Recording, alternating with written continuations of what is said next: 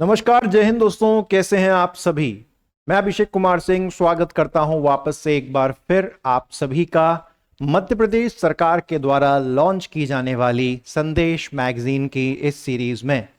जिस भी एस्पिरेंट ने ये पूरी सीरीज देख ली तो इस बात की 100% गारंटी है कि प्रीलिम्स के एग्जाम में वो 10 ऊट पटांग प्रश्न जो आपको अंदर या बाहर यानी कि पास या फेल करवा सकते हैं, और ये ऊट पटांग प्रश्न हर बार हर साल बिल्कुल दुनिया हिला देते हैं आपकी, तो ये सारे प्रश्न इस सीरीज से आपके हो जाएंगे सॉल्व।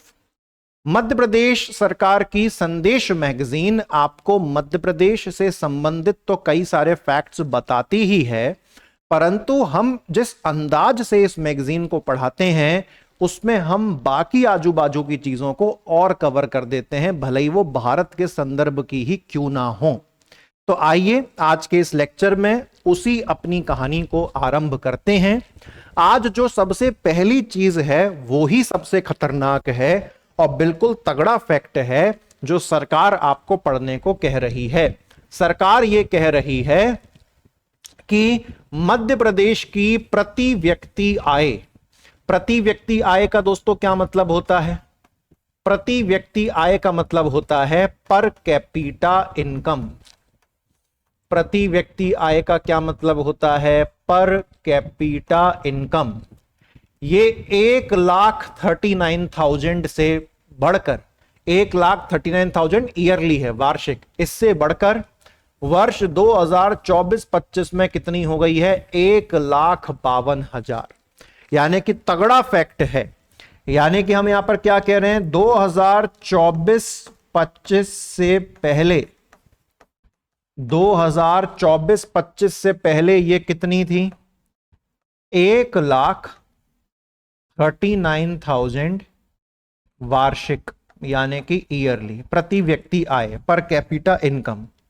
लेकिन 2024-25 में ये कितनी हो गई? 1,52,000 वार्षिक, यानी कि ईयरली। खत्म हो गए फैक्ट्स। दोनों फैक्ट्स को रट लेना है अच्छी तरीके से।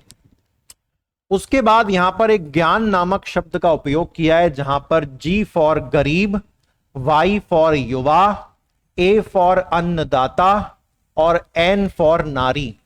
ज्ञान में G का मतलब क्या है? गरीब, Y का मतलब क्या है? युवा, A का मतलब क्या है? अन्नदाता, और N का मतलब क्या है? नारी। यानी कि ये चार वो स्तंभ हैं जिन पर मध्य प्रदेश की सरकार फोकस कर रही है। जिन पर मध्य प्रदेश की सरकार क्या कर रही है? फोकस कर रही है।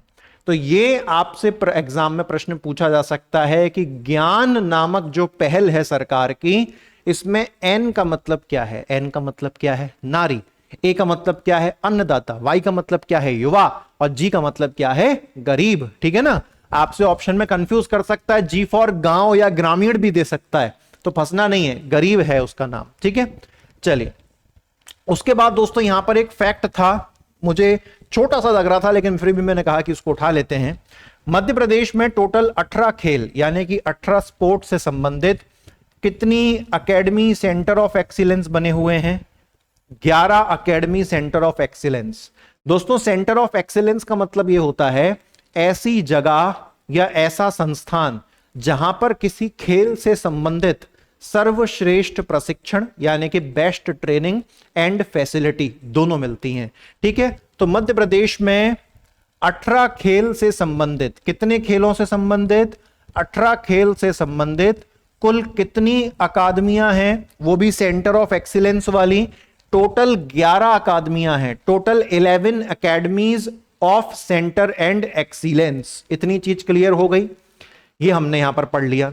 और जितनी भी ये एकेडमी मध्य प्रदेश में चल रही हैं, इसमें 80% खिलाड़ी मध्य प्रदेश के हैं और 20% खिलाड़ी दूसरे राज्यों के भी हैं। ऐसा नहीं है, ये अतिरिक्त जानकारी एग्जाम में पूछेगा नहीं, लेकिन फिर भी समझ के चलना है कि मध्य प्रदेश में 18 खेल से संबंधित total 11 academies centre of excellence हैं, जिसमें 80% मध्य प्रदेश के खिलाड़ी हैं, 20% दूसरे राज्यों के भी हैं। हम भेदभाव नहीं करते। तो जब दूसरे राज्यों के खिलाड़ियों को भी हम शामिल करते हैं तो हमारा एक जो भावना है काय की, एक भारत श्रेष्ठ भारत, यानी कि हमको ये भेदभाव नहीं करना कि भैया ये सर्दी जान ले लेंगे।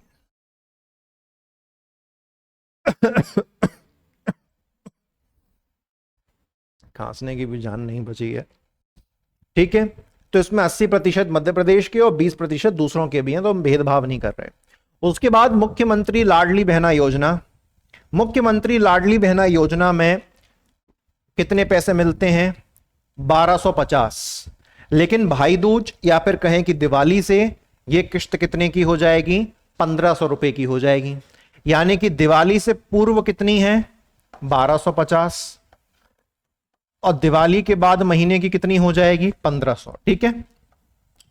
तो इसको मैं लिख देता हूं बिफोर दिवाली, बिफोर दिवाली, और 1500 को हम लिख देते हैं आफ्टर दिवाली। यानी कि भाई दूज के बाद से महीने का 1500 और भाई दूज के पहले 1250, और इसको बढ़ाते बढ़ाते बढ़ाते बढ़ाते हमको 3000 रुपए महीना करना है। ये मध्य प्रदेश की सरकार कहती है।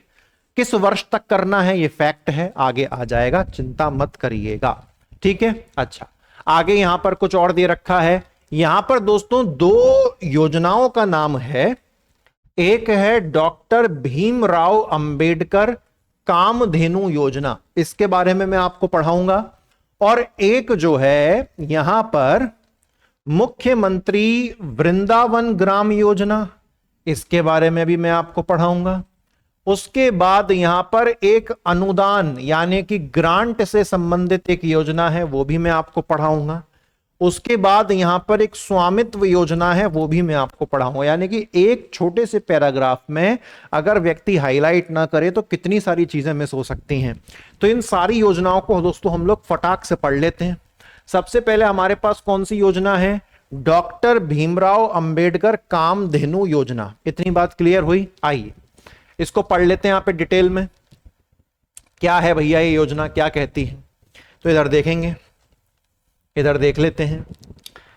डॉक्टर भीमराव अंबेडकर कामधेनु योजना, सबसे पहली बात तो ये योजना केंद्र सरकार की है या राज्य सरकार की है? तो बोले भैया ये योजना तो एमपी गवर्नमेंट की है, राज्य सरकार की है। तो डॉक्टर भीमराव अंबेडकर कामधेनु योजना को किस वर्ष शुरू किया मध्य प्रदेश की सरकार ने? 2024 में शुरू किया। उद्देश्य क्या है कि भैया देखो, जितने भी पशुपालक हैं, पशुपालक मतलब जो जानवर या मवेशियां पालते हैं, गाय भैंस वगैरह पालते हैं, लाइव स्टॉक फार्मर्स, तो पशुपालकों की जो आय है उसको बढ़ाना और दूध उत्पादन को प्रोत्साहित करना। क्योंकि मैंने आपको पिछले लेक्चर में ही पढ़ाया था कि 2028 तक मध्य प्रदेश को क्या बनाने का उद्देश्य है? 2028 तक मध्य प्रदेश को मिल्क कैपिटल बनाने का उद्देश्य है। दोस्तों क्या बनाने का उद्देश्य है? मिल्क कैपिटल बनाने का उद्देश्य है। तो दूध उत्पादन तो बढ़ाना पड़ेगा अगर दूध राजधानी बनना है आपको। तो पशुपालकों की आय को बढ़ाना और दूध उत्पादन को भी बढ़ाना। इसमें करेगी क्या सरकार? देखिए, जितने भी एलिजिबल फार्मर्स हैं या जितने भी पात्र पशुपालक हैं, मतलब इस योजना में सारे पशुपालक पात्र नहीं है, उसका एलिजिबिलिटी क्राइटेरिया है, वो पढ़ने की आपको आवश्यकता नहीं है। जितने भी एलिजिबल लाइव स्टॉक फार्मर्स हैं, जितने भी पात्र पशुपालक हैं, उनको 25 दुधारू गाय या भैंस की इकाई दी जाएगी। यानी कि उनको सरकार क्या देगी? 25 गाय या 25 भैंस या दोनों मिक्स करके, यानी कि टोटल क्वांटिटी होगी 25। अब इसमें से कुछ गाय हो सकती हैं, कुछ भैंस हो सकती हैं, और सारी गाय भैंस ये वो हैं जो दूध दे रही हैं। तो इससे क्या होगा? दूध उत्पादन बढ़ेगा, प्लस वो जो किसान है उसकी आय भी बढ़ेगी। इतनी बात क्लियर हुई? अब देखिए, जो एससी और एसटी के जो लोग होंगे उनको तो 33% की सब्सिडी भी मिलेगी, और जो बाकी की अदर कैटेगरीज हैं उनको 25% तक का अनुदान यानी कि सब्सिडी मिलेगी। इस बात को भी आपको याद रखना है। अब इस योजना से सबसे अच्छी चीज पता है क्या होगी? कि लघु स्तर पर, स्मॉल स्केल पर जो मिल्क प्रोडक्शन है, दूध उत्पादन, वो बढ़ेगा। इतनी बात क्लियर हो गई। डॉक्टर भीमराव अंबेडकर कामधेनु योजना मध्य प्रदेश सरकार की योजना है, 2024 में लॉन्च हुई थी। इस योजना के अंदर जितने भी एलिजिबल, जितने भी पात्र पशुपालक हैं, उनको एक इकाई दी जाएगी। उस एक इकाई में या तो 25 दुधारू गाय होंगी या भैंस होंगी या दोनों कंबाइंड होंगी। जो SC ST के पशुपालक होंगे उनको 33% की सब्सिडी दी जाएगी, जो अन्य वर्ग के होंगे उनको 25% की सब्सिडी दी जाएगी। इससे मध्य प्रदेश सरकार का 2028 का मध्य प्रदेश को जो दूध उत्पादन में मिल्क कैपिटल बनाने का लक्ष्य है वो भी पूरा होगा और साथ ही साथ पशुपालकों की आय में भी वृद्धि होगी। इतनी बात क्लियर हो गई, ठीक है। और आवेदन भैया इसका ऐसा है, इस योजना में आवेदन ऐसा है कि जो किसान पहले जाएगा उसको इस योजना का लाभ पहले मिलेगा। पहले आओ, first come first serve basis. ये मैं नहीं कहता, ये सरकार खुद कहती है। आवेदन के बाद लाभार्थियों का चयन पहले आओ पहले पाओ के आधार पर किया जाएगा। बात खत्म, ठीक है भैया। चलिए, अच्छा, लेकिन इसमें एक एलिजिबिलिटी क्राइटेरिया मैं आपको दोस्तों पढ़ा देता हूं। ये देखो यहां पे लिखा है कि पात्र पशुपालकों को 25 दुधारू पशुओं की इकाई या गाय हो भैंस हो कुछ भी होगा, ठीक है। हाँ, एक इकाई की अधिकतम सीमा राशि कितनी है? 42 लाख, 42 लाख। भैया 25 गाय भैंस हैं, अगर सारी गाय जरूरी थोड़ी ना लाख के अंडर में आ जाएं, कुछ गाय लाख के ऊपर भी आ सकती है। तो एक इकाई पर सरकार एक तरीके से कितना खर्च कर रही है?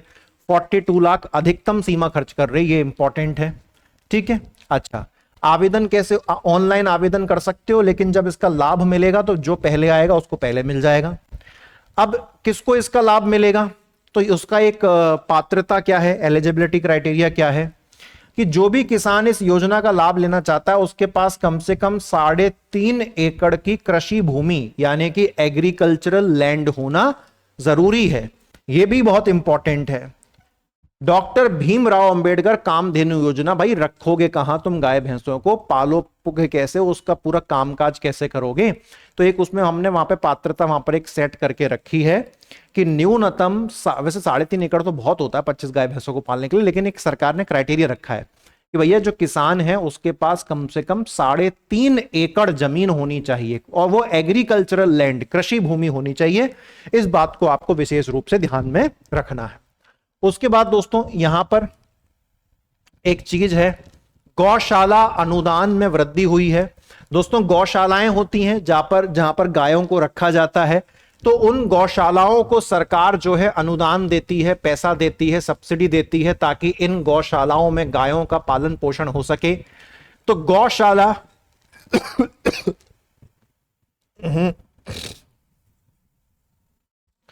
गौशाला अनुदान वृद्धि यानी कि गौशाला सब्सिडी इंक्रीज, ये किसका ये कोई योजना नहीं है, ये कोई योजना नहीं है, ये डिसीजन है, निर्णय।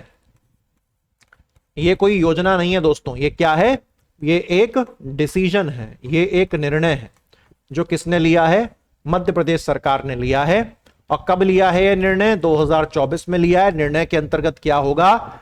गौशालाओं में एक गाय को कितना रुपया मिलता था? 20 रुपया पालन पोषण के लिए, खुराक के लिए। लेकिन अब उसको बढ़ाकर प्रति गाय कितना पैसा मिलेगा? 40 रुपया मिलेगा। इस बात को विशेष रूप से ध्यान रखना है कि मध्य प्रदेश सरकार ने गौशालाओं में प्रति गौवंश यानी कि पर काउ जो राशि मिलती थी उसको 20 रुपए से बढ़ाकर कितना कर दिया है? 40 रुपए कर दिया है। इससे क्या होगा? गौशालाओं में बेहतर चारा आएगा, देखभाल हो पाएगी और पशुओं का जो स्वास्थ्य है वो बेहतर हो पाएगा। ठीक है, बहुत प्यारी योजनाएं हैं। आगे बढ़ते हैं। अगली योजना क्या है?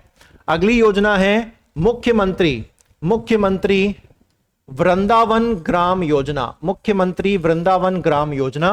पहले मैं आपको ये योजना चित्र के माध्यम से बताना चाहूंगा कि मुख्यमंत्री वृंदावन ग्राम योजना में कौन से गांव को सेलेक्ट किया जाएगा, तो उसका कुछ क्राइटेरिया है या नहीं। तो ये पात्रता यहां पर लिखी हुई है। पात्रता बोले तो एलिजिबिलिटी क्राइटेरिया लिखा हुआ है कि मुख्यमंत्री वृंदावन ग्राम योजना में शामिल होने के लिए गांव में क्या होना चाहिए। सबसे पहले तो गांव में जो न्यूनतम जनसंख्या है, न्यूनतम जनसंख्या बोले तो जो मिनिमम पॉपुलेशन है, जो मिनिमम पॉपुलेशन है वो कितनी होनी चाहिए गांव की? 2000। मिनिमम पॉपुलेशन कितनी होनी चाहिए? 2000। और वहां पर उस गांव में जो गौवंश की, जो गायों की संख्या है वो कितनी होनी चाहिए? 500। मिनिमम कितनी गाय होनी चाहिए उस गांव में? तो मिनिमम 500 गाय उस गांव में होनी चाहिए। ये बात आप सभी को क्लियर हो गई, ठीक है। तो मुख्यमंत्री वृंदावन ग्राम योजना में अगर कोई गांव पात्र होना चाहता है तो उस गांव में लोगों की जनसंख्या कितनी होनी चाहिए? 2000। और गौवंश की संख्या कितनी होनी चाहिए? 500 होनी चाहिए। इतनी बात क्लियर हो गई आप सभी को। लेकिन केवल इतना पर्याप्त नहीं है। उस गांव, वो गांव जिस भी मंत्री के अंतर्गत और जिस भी कलेक्टर के अंतर्गत आता होगा, उनका डिसीजन फाइनल होगा कि इस गांव को इस योजना का लाभ मिलेगा या नहीं मिलेगा। इतनी बात क्लियर हो गई। लेकिन ये दो पात्रता आपको याद रखनी है। इसको नोट डाउन कर लिया होगा आपने, तो हम बढ़ते हैं आगे। होगा क्या इस योजना के अंतर्गत वो समझ लीजिए। मुख्यमंत्री वृंदावन ग्राम योजना, ये पहली बात तो मध्य प्रदेश सरकार की योजना है। इसको लॉन्च कब किया गया है? 2024 में। उद्देश्य क्या है कि जितने भी मध्य प्रदेश में गांव हैं उनको आत्मनिर्भर बनाना, ताकि भैया तुम्हारे गांव में अगर इतनी गाय हैं तो तुम उन्हीं गायों के माध्यम से ही इतना अपना रोजगार मतलब कमा सकते हो कि तुम आत्मनिर्भर बन जाओ। इतनी बात क्लियर हो गई। अच्छा, उसके बाद दोस्तों पीएम स्वनिधि योजना मैंने आपको पहले ही पढ़ा दी, 1 जून 2020 को लॉन्च हुई थी। और अब दोस्तों इसको कब तक इसको एक्सटेंड कर दिया गया है? इसमें क्या दिया जाता है? जितने भी रेडी पटरी वाले, ठेले वाले होते हैं उनको लोन की सुविधा दी जाती है, ऋण की सुविधा दी जाती है। और अब इसको कब तक एक्सटेंड कर दिया गया है? 31 मार्च 2030 तक। 31 मार्च 2030 तक इसको क्या कर दिया गया है? एक्सटेंड कर दिया गया है। क्या कर दिया गया है? एक्सटेंड कर दिया गया है। एक्सटेंड कर दिया गया है मतलब बढ़ा दिया गया है कि भैया अब ये योजना 31 मार्च 2030 तक चलेगी। उसके बाद दोस्तों यहां पर एक और योजना का चर्चा हुई थी उस छोटे से न्यूज में। स्वामित्व योजना क्या होती है? पहली बात आपको समझ लेनी है कि पीएम स्वनिधि योजना ये भी केंद्र सरकार की है और स्वामित्व योजना ये भी किसकी है? ये भी केंद्र सरकार की योजना है। स्वामित्व योजना को कब लॉन्च किया गया? 24 अप्रैल 2020। और वहीं पीएम स्वनिधि को कब लॉन्च किया गया? 1 जून 2020। स्वामित्व योजना की दोस्तों बात करें तो यहां पर मतलब क्या है कि गांव में जितनी भी संपत्तियां हैं, गांव में जितनी भी प्रॉपर्टी है, उसका सर्वे करवाया जाएगा। किसके माध्यम से? उसका सर्वे करवाया जाएगा ड्रोन के माध्यम से। और उसके बाद प्रमाण पत्र दिए जाएंगे, यानी कि सर्टिफिकेट दिए जाएंगे। और ये सर्टिफिकेट किससे संबंधित होंगे? स्वामित्व यानी कि ओनरशिप, कि हां भैया हमने ड्रोन के माध्यम से पूरा सर्वे कर लिया है जमीन का, संपत्तियों का। और पूरा सर्वे करने के बाद ये आंकड़े हमारे सामने आए हैं। और उस सर्वे के आंकड़े के आधार पर जो है हम क्या करवाएंगे? उस सर्वे के आंकड़े के आधार पर हम स्वामित्व प्रमाण पत्र जारी करेंगे, ओनरशिप सर्टिफिकेट जारी करेंगे। हाँ भैया ये जमीन तुम्हारी है, इतनी है, ऐसी है। ठीक है ना भैया? तो ड्रोन की सहायता से इस पे काम होगा। अब मध्य प्रदेश के नजरिए से जानना जरूरी है कि केंद्र स्तर की जो स्वामित्व योजना है इसको लागू करने के मामले में मध्य प्रदेश का कौन सा स्थान है? प्रथम स्थान। यानी कि पीएम स्वनिधि योजना को भी लागू करने में मध्य प्रदेश की रैंक क्या है? मध्य प्रदेश की रैंक 1 है। और केवल जो स्वामित्व योजना है इसको लागू करने में भी मध्य प्रदेश की रैंक कितनी है? तो इसको लागू करने में भी मध्य प्रदेश की रैंक जो है रैंक 1 है दोस्तों। इतनी बात क्लियर हो गई। बढ़ते हैं आगे बढ़ते हैं दोस्तों। यहां पर हमको खंडवा देश में प्रथम, ये हमको यहां पर लिख के मिल रहा है। ठीक है, खंडवा, अरे यार बहुत हाँ ठीक है चलिए देखें, खंडवा देश में प्रथम। अब यहां पर काय के लिए लिखा हुआ है खंडवा देश में प्रथम? किस चीज में खंडवा देश में प्रथम आया है? अमृत सरोवर 2.0 योजना में। काय में? अमृत सरोवर 2.0 योजना में 1000 से अधिक नए तालाब, नए सरोवर बनाए जा रहे हैं। गर्व की बात यह है कि खंडवा जिला जल संचय का मतलब दोस्तों क्या होता है? वाटर का स्टोरेज करना है ना, वाटर स्टोरेज में, जल संचय के मामले में देश में प्रथम स्थान पर है। अर्थात अगर हम अमृत सरोवर 2.0 योजना के अनुसार बात करें तो अमृत सरोवर 2.0 योजना के मुताबिक पूरे भारत में नंबर 1 जिला अगर कोई है वाटर स्टोरेज जल संचय के मामले में तो वो कौन सा जिला है दोस्तों? खंडवा जिला है। बहुत बड़ी बात है, ठीक है। एक फैक्ट यहां पर ये कवर हो गया खंडवा जिले का। उसके बाद दोस्तों यहां पर एक योजना का नाम है एक बगिया मां के नाम। तो समझ लीजिए कि ये योजना किस सरकार की है? मध्य प्रदेश सरकार की योजना है, मध्य प्रदेश सरकार की योजना है। जैसे कि एक योजना आपने सुनी होगी एक पेड़ मां के नाम, वो मध्य प्रदेश सरकार की नहीं है, वो केंद्र सरकार की योजना है ना, याद रखना है। एक पेड़ मां के नाम 1.0, एक पेड़ मां के नाम 2.0, दो योजनाएं हैं, ये दोनों केंद्र सरकार की हैं। लेकिन एक बगिया मां के नाम ये किसकी है? ये मध्य प्रदेश सरकार की योजना है। अब ये जो योजना शुरू हुई कब से कब तक चली? तो ये योजना 15 अगस्त से 15 सितंबर तक चलाई गई, ठीक है। इस योजना का उद्देश्य क्या है? जो स्वयं सहायता समूह होते हैं दोस्तों, कौन? जो स्वयं सहायता समूह होते हैं। स्वयं सहायता समूह को इंग्लिश में हम लोग क्या कहते हैं? SHG, यानी कि सेल्फ हेल्प ग्रुप्स। तो स्वयं सहायता समूह की महिलाएं, स्वयं सहायता समूह की महिलाएं यानी कि विमेन, स्वयं सहायता समूह की महिलाओं को क्या होगा सुनिएगा।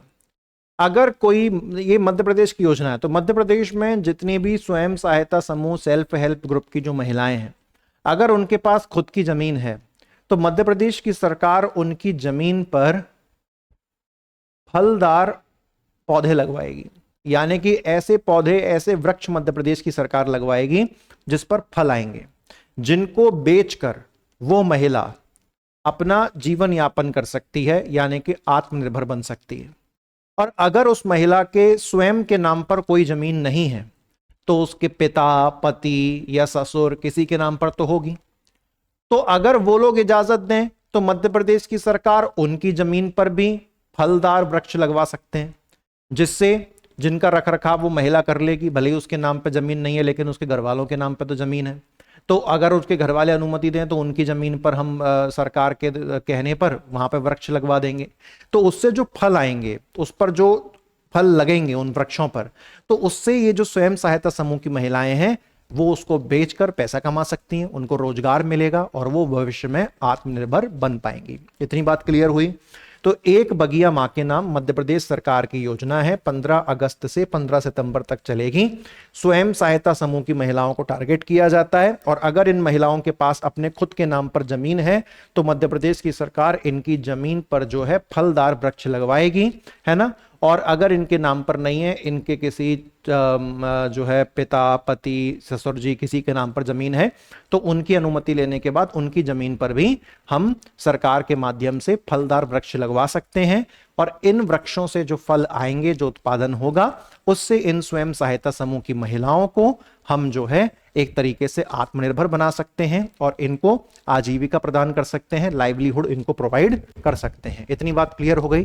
तो एक बगिया मां के नाम ये हमने कंप्लीट किया, ठीक है। उसके बाद अब यहां पर दो योजनाएं मैंने यहां पर कवर करी हैं। एक पेड़ मां के नाम, तो एक पेड़ मां के नाम 1.0 और एक पेड़ मां के नाम 2.0, ये दो योजनाएं हैं। क्या है इनका लक्ष्य? एक पेड़ मां के नाम जो 1.0 वाली योजना है, इसकी शुरुआत कब हुई थी? 5 जून 2024। अब 5 जून को आपको पता है वर्ल्ड एनवायरनमेंट डे आता है। आपके यूनिट नंबर 7 में भी ये प्रश्न बन सकता है। विश्व पर्यावरण दिवस कब आता है? तो व्यक्ति एग्जाम के प्रेशर में गलत भी कर देता है। तो विश्व पर्यावरण दिवस दोस्तों कब आता है? 5 जून को विश्व पर्यावरण दिवस आता है। तो 5 जून 2024 को प्रधानमंत्री नरेंद्र मोदी जी के नेतृत्व में इस योजना को लॉन्च किया गया। उद्देश्य बड़ा ही सिंपल था कि भारत के जितने भी नागरिक हैं उनको मोटिवेट किया जाए कि वो अपनी माँ के नाम से एक पेड़ लगाएं, ताकि उस पेड़ को उन्होंने अपनी माँ के नाम से लगाया है तो उस पेड़ को बिल्कुल ऐसे ही देखभाल करें जैसे वो अपनी माता जी की देखभाल करेंगे। इससे क्या होगा कि देश में पर्यावरण संरक्षण को बढ़ावा मिलेगा और ज्यादा से ज्यादा जो है ट्रीज यानी कि फॉरेस्ट कवर, ग्रीन कवर बढ़ेगा। इसी योजना को वापस से इस वर्ष 5 जून यानी कि वही सेम विश्व पर्यावरण दिवस के मौके पर लॉन्च किया गया। यानी कि एक पेड़ मां के नाम 1.0 योजना 5 जून 2024 एनवायरमेंट डे पर, और एक पेड़ मां के नाम 2.0 योजना ये भी 5 जून के दिन लेकिन 2025 में। तो एक साल के गैप में दोनों योजनाओं को शुरू किया गया। अब की बार उद्देश्य क्या अलग रखा गया है? देखो, अब की बार जो उद्देश्य है वो ज्यादा से ज्यादा राज्यों को, ज्यादा से ज्यादा स्टेट्स को कवर करना, गवर्नमेंट ऑफिसेस को कवर करना, स्कूलों को कवर करना, और अब की बार केवल वृक्ष लगाना ही नहीं है बल्कि लंबे समय तक उन वृक्षों की देखभाल भी करनी है। कि आपने एक पेड़ मां के नाम 1.0 योजना में पिछले साल वृक्ष लगा दिए लेकिन उनकी देखभाल नहीं करी, पानी नहीं दिया, व्यवस्थाएं नहीं करी आपने, तो भी कोई फायदा नहीं है। तो अब की बार 2.0 योजना में मोटिवेट किया गया कि भैया केवल वृक्षारोपण मत करिए, ट्रीज लगाइए मत, उनकी देखभाल भी करिए लंबे समय तक, क्योंकि आपने अपनी माताजी के नाम से उसको लगाया है तो वैसे ही उनकी देखभाल आपको करनी है। और 2.0 योजना में हमने स्कूलों पर भी फोकस किया, गवर्नमेंट ऑफिसेज पर फोकस किया हम लोगों ने, है ना, और ज्यादा से ज्यादा स्टेट्स को हमने कवर करने की कोशिश करी। तो ये 3 योजनाएं हमने आपको पढ़ा दी यहां पर, बगिया मां के नाम, पेड़ मां के नाम, 1.0, 2.0। उसके बाद दोस्तों इस वाले पेज पर ना आपको ये सारी जानकारी मिलेगी कि कौन सा आयोजन कहां हुआ। बहुत ध्यान पूर्वक आप इसको सुनते हुए चलिएगा और हाथों हाथ हम इसको यहां पर याद कर लेंगे। सबसे पहले पर हम डाल देते हैं नंबर 1, यानी कि भोपाल में 24-25 फरवरी 2025, यानी कि 2025 में 24-25 फरवरी को किस चीज का आयोजन हुआ? Global investor summit. इतनी बात क्लियर हो गई, इसको हमने याद कर लिया कि 24 और 25 फरवरी का जो महीना था, 24 फरवरी और 25 फरवरी को भोपाल में किस चीज का आयोजन हुआ? ग्लोबल इन्वेस्टर समिट का आयोजन हुआ। अब उसका नाम ही इन्वेस्टर समिट है तो काफी सारा निवेश आया मध्य प्रदेश में, ठीक है। अच्छा, इसके बाद क्या हुआ? फरवरी का महीना बीत गया, अप्रैल आ गई। 27 अप्रैल को इंदौर में टेक ग्रोथ कॉन्क्लेव का आयोजन हुआ। किसका आयोजन हुआ? Tech growth conclave. तो मैं यहां पर आपके लिए लिख देता हूं, टेक ग्रोथ कॉन्क्लेव का आयोजन हुआ। इस पर हमने डाल दिया नंबर 2, ठीक है। फिर अप्रैल का महीना भी निकल गया, मई का महीना आया, 26 से 28 मई। और ये पूरी जो कहानियां हम इस पेज पर आपको बता रहे हैं ये सब 2025 में हुई हैं। कब हुई हैं? 2025 में। मई के महीने में 26 से 28 मई तक मध्य प्रदेश के नरसिंहपुर में कृषि उद्योग समागम का आयोजन हुआ। कृषि उद्योग समागम, ठीक है, ये यहां पर लिखा हुआ है। इसका आयोजन कहां पर हुआ? नरसिंहपुर में हुआ। इतनी बात क्लियर। तो इस पर हम कौन सा नंबर डाल दें दोस्तों? इस पर हम डाल देते हैं तीसरा नंबर।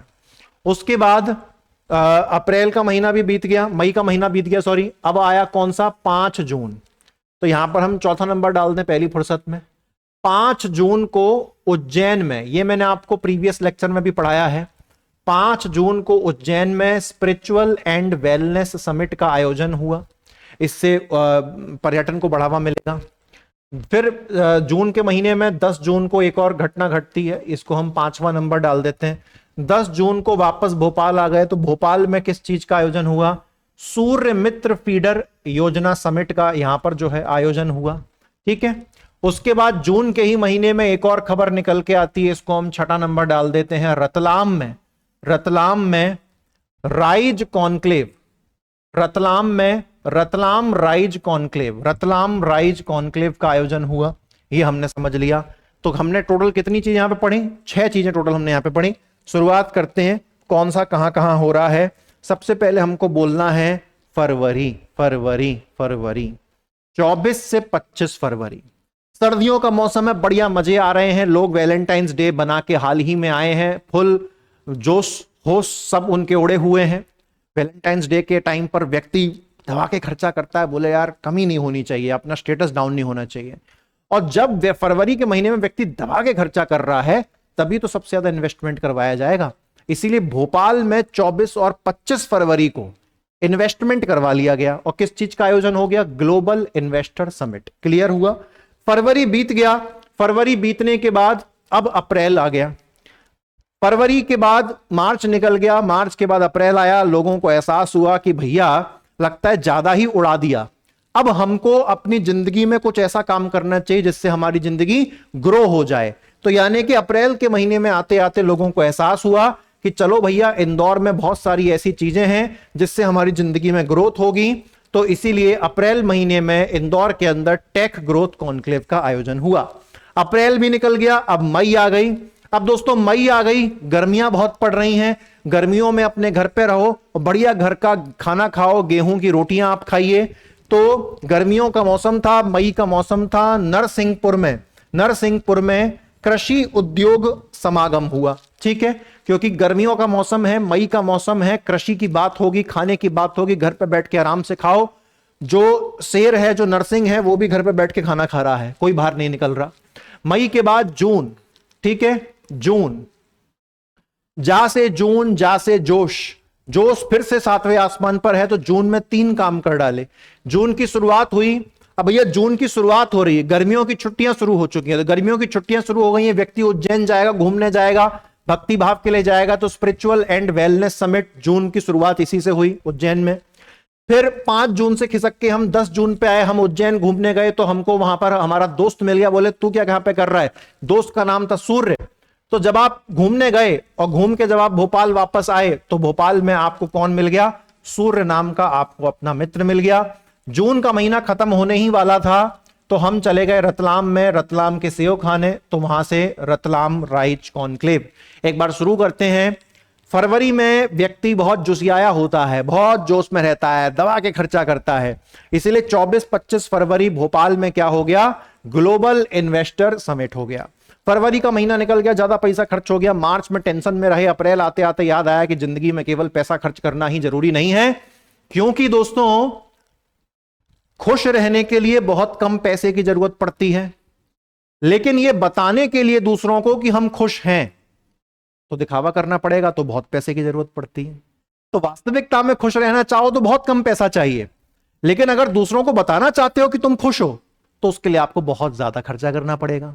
तो फरवरी में आप खर्चा कर चुके हो, मार्च में आपको एहसास हो रहा है, फिर अप्रैल आ गया। अप्रैल आते आते एहसास हुआ कि भाई अब जिंदगी में कुछ अपनी भी ग्रोथ कर लें टेक की फील्ड में, तो इंदौर चलते हैं। तो अप्रैल महीने में इंदौर में टेक ग्रोथ कॉन्क्लेव हुआ। अप्रैल का महीना भी निकल गया, मई आ गया। मई में गर्मी पड़ रही है, लू लपाट चल रही है। बोले घर में रहो, शेर भी अपने घर में है, नरसिंह भी घर में है, तो नरसिंहपुर। मई में कहा? नरसिंहपुर। घर में रहना है, घर का खाना रोटी खानी है, तो कृषि उद्योग समागम हुआ। मई का महीना बीत गया। जून, जून से जा से जून, जा से जोश। तो जून में 3 आयोजन कर दिए। जून की शुरुआत है, गर्मियों की छुट्टियां हैं, उज्जैन चलते हैं, महाकाल के दर्शन करेंगे। तो स्पिरिचुअल एंड वेलनेस समिट से शुरुआत हुई 5 जून को उज्जैन में। समय बीता, 5 जून के बाद 10 जून तक हम भोपाल वापस। भोपाल में सूर्य नाम का हमारा मित्र मिल गया, तो सूर्य मित्र फीडर योजना समिट भोपाल में हुई। 5 जून भी बीत गया। अब कौन सी जून आ गई? जून का एंड होने वाला है, 27 जून, गर्मियों की छुट्टियां खत्म होने वाली हैं। तो बोले चलो एक बार रतलाम चलते हैं, वहां के सेब खा के आते हैं। तो रतलाम राइज कॉन्क्लेव। ठीक है, तो ये 6 मालपानी आपको यहां पर याद रखना है। ये आपके एग्जाम में सीधा सीधा प्रश्न जो है फंसा सकता है। बढ़ते हैं दोस्तों हम लोग आगे। वैसे मुझे लग रहा है कि मेरा जाने का भी अभी समय हो रहा है।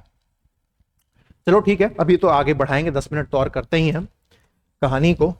देखो यहां पर क्या लिखा हुआ है कि हाल ही में मुख्यमंत्री जी जो है मोहन यादव जी, वो 8 दिन के टूर पे गए थे।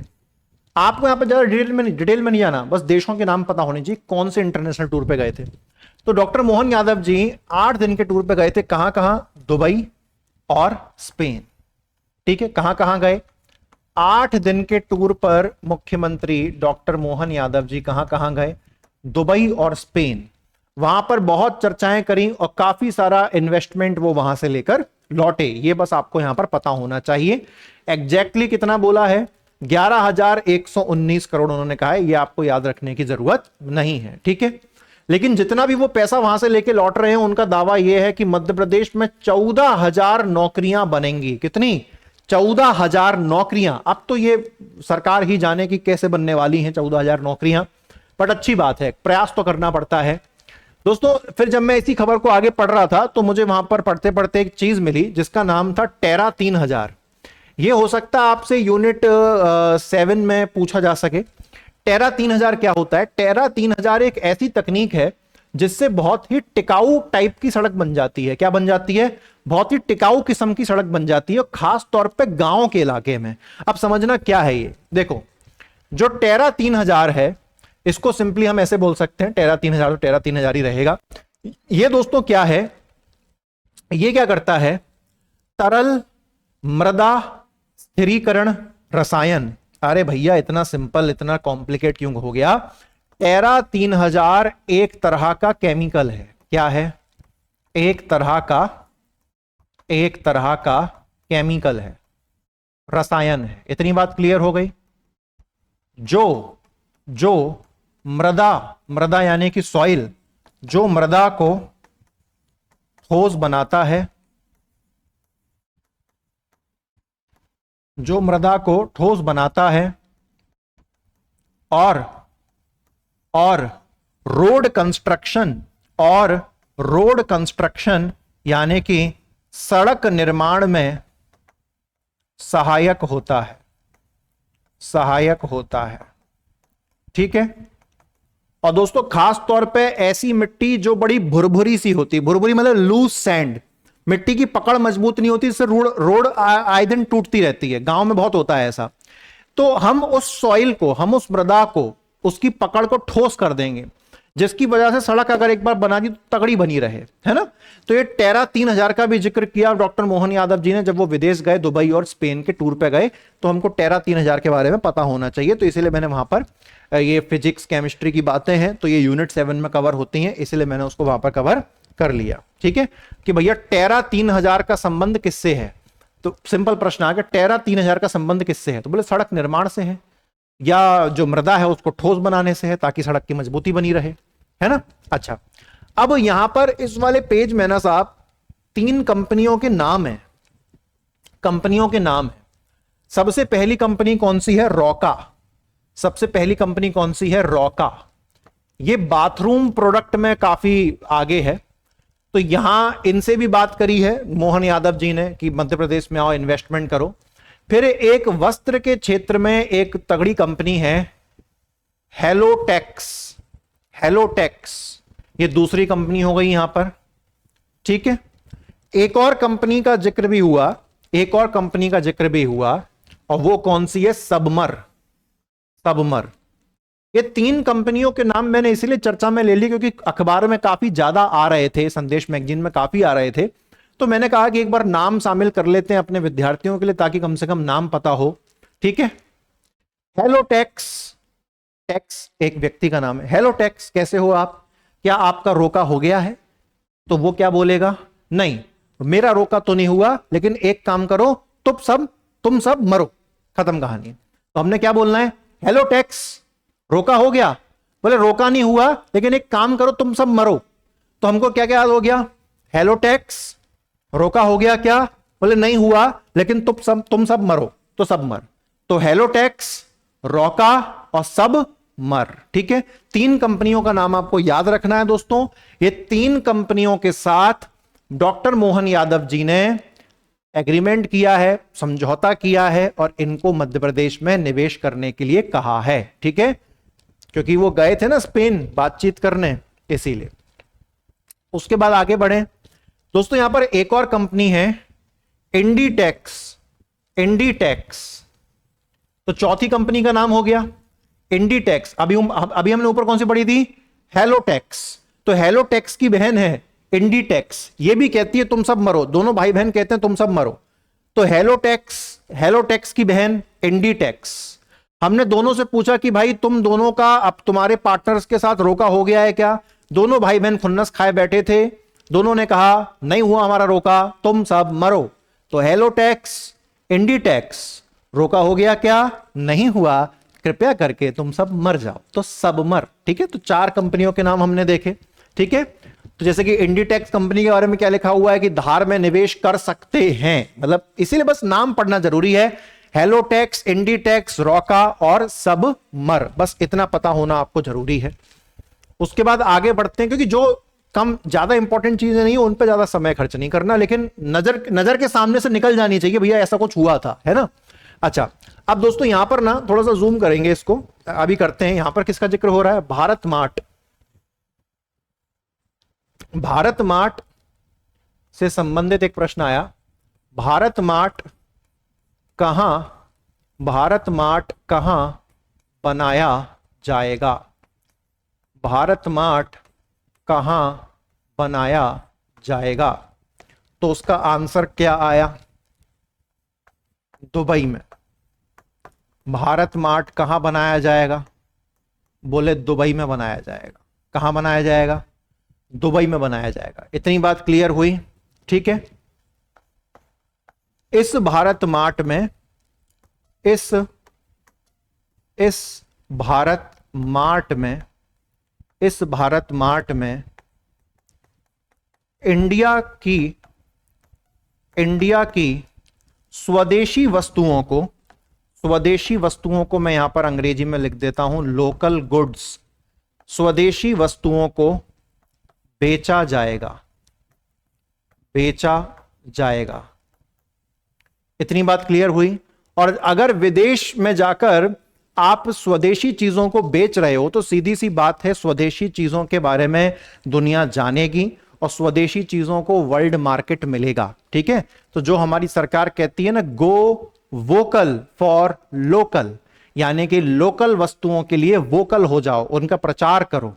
तो हम दुबई में भारत मार्ट बना रहे हैं एक बहुत बड़े इलाके में, और वहां पर हम भारतीय वस्तुओं का बाजार बनाएंगे और भारतीय वस्तुओं को बेचेंगे। और आपको पता है कि दुबई में कितने पर्यटक इतने प्रतिदिन आते हैं, तो बहुत तगड़ा बिजनेस, बहुत तगड़ा व्यापार वहां से होगा। ठीक है, क्लियर हो गई बात? यहां पर इतना ही जरूरी था। आगे बढ़ते हैं तो हमको यहां पर एक चीज और देखने को मिलती है।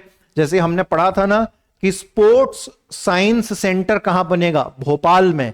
ऐसे ही यहां पर एक चीज लिखी हुई है, ग्लोबल स्किल पार्क कहां बनेगा? तो ग्लोबल स्किल पार्क बनाया जाएगा, ग्लोबल स्किल पार्क बनाया जाएगा भोपाल में। भोपाल में बनाया जाएगा, भोपाल में बनाया जाएगा। लेकिन किसकी मदद से? ये इंपॉर्टेंट क्वेश्चन आ गया, सिंगापुर की मदद से। किसकी मदद से? सिंगापुर की सहायता से, सिंगापुर की सहायता से। इतनी चीज क्लियर हो गई। उसके बाद दोस्तों, मैं जब संदेश मैगजीन को पढ़ रहा था तो मैंने आपसे कहा कि जरूरी नहीं वो केवल आपको एमपी का माल पानी दे, इंडिया इंटरनेशनल का भी माल पानी देती है।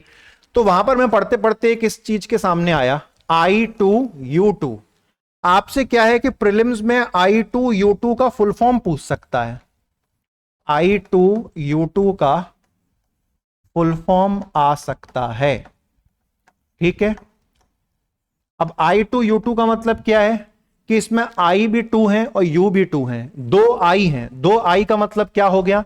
2 I का मतलब हो गया दोस्तों इंडिया और इजराइल। कौन हो गया? इंडिया और इजराइल। ठीक है, तो पहले यहां पर आई के 2 मतलब हो गए, आई के 2 मतलब हो गए यहां पर। एक हो गया इंडिया और दूसरे आई का मतलब यहां पर हो गया इजराइल, इजराइल। और यू के भी 2 मतलब हो गए यहां पर, एक का UAE और दूसरे का USA, UAE और USA। इतना क्लियर हो गया? तो I2U2 ये मतलब 4 देश के जो नेता हैं उनकी एक समिट, उनकी एक बैठक। ठीक है, तो 2 I इंडिया और इजराइल और 2 U UAE और USA। ये आपको प्रीलिम्स के नजरिए से करंट अफेयर में पूछ सकता है, याद रखना है आपको। ठीक है, इसीलिए मैं संदेश मैगजीन को बहुत बेहतर मानता हूं, क्योंकि सरकार अपनी तरफ से कुछ देती है ना तो वो एक इशारा है कि पढ़ लो, यहीं से पूछेंगे, चारों तरफ मत भटको। भाई चारों तरफ की करंट अफेयर की मैगजीन पढ़नी है, पढ़ो, वो तो तुमको कोई रोकेगा तो भी तुम नहीं मानोगे, तो पढ़ो, अच्छी बात है, पढ़िए। लेकिन जो सरकार सामने से परोस रही है उसको तो बेशक पढ़ो, क्योंकि जो तुम बाकी मैगजीन में से पढ़ोगे कोई गारंटी नहीं है आएगा कि नहीं आएगा, लेकिन सरकार की मैगजीन से पढ़ोगे तो उसी में से आएगा जो आएगा। एक बात को विशेष रूप से ध्यान रखना है। आगे बढ़ रहे हैं दोस्तों, तो आगे हम यहाँ पर क्या देखने को मिल रहा है कि जब मुख्यमंत्री जी स्पेन और दुबई गए 8 दिन की यात्रा पर, तो वहां पर उन्होंने क्या किया, जैन इंटरनेशनल ट्रेड ऑर्गेनाइजेशन, यानी कि जैन लोगों की एक इंटरनेशनल ट्रेड ऑर्गेनाइजेशन होती है जिसका नाम होता है जीतो। तो जीतो के साथ भी मुख्यमंत्री डॉक्टर मोहन यादव जी ने इन्वेस्टमेंट यानी कि निवेश और थोड़ा सा सहयोग का बातचीत करी। इसको मैं वैसे यहां पर शामिल नहीं करना चाहता था, बट मैंने फिर भी कर लिया। मैंने कहा जीतो का नाम आ रहा है तो पता होना चाहिए, कुछ बातें अतिरिक्त नहीं पता होनी चाहिए। हालांकि इधर ये काम की चीज है, ये देखिए आप इसमें, इधर 3000 करोड़ से बढ़ेगा पर्यटन। अब क्या हो रहा है यहां पर, एक चीज आपको याद रखनी है, रीवा में 26 से 27 जुलाई को, हमारे वो जो हमने पीछे 6 आयोजन पड़े वो जून में खत्म हो गए थे, अब जुलाई में हम चले गए। जुलाई में क्या हो रहा है, जुलाई में कहां आयोजन हो रहा है, रीवा में।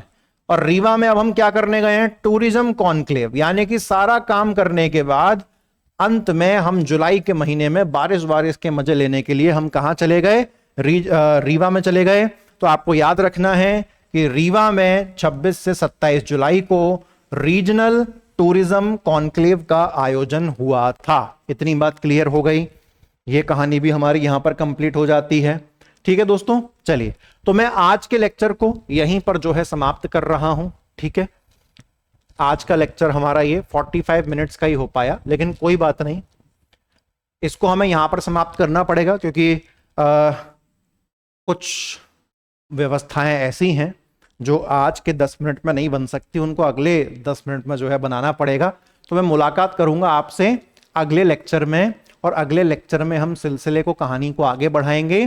ठीक है, नोट्स बनाते चलें, एक अपने रजिस्टर में, एक अपना अलग से रजिस्टर रखा ही करो, है ना। मैं तो कहता हूं कि बट ठीक है, कोई बात नहीं, आजकल तो उसका पीडीएफ का जमाना है, तो रजिस्टर रखने के लिए, बोलने के लिए सोचना पड़ता है कई बार। कोई बात नहीं, जैसे आपको व्यवस्था ठीक लगे, लेकिन कमेंट सेक्शन में मैं लिखवा दूंगा कि भाई आप कहाँ से जो है पीडीएफ डाउनलोड कर सकते हैं। ठीक है, चलिए धन्यवाद और इजाज़त दीजिए आज की इस वीडियो में। थैंक यू वेरी मच, खुश रहिए, जय हिंद।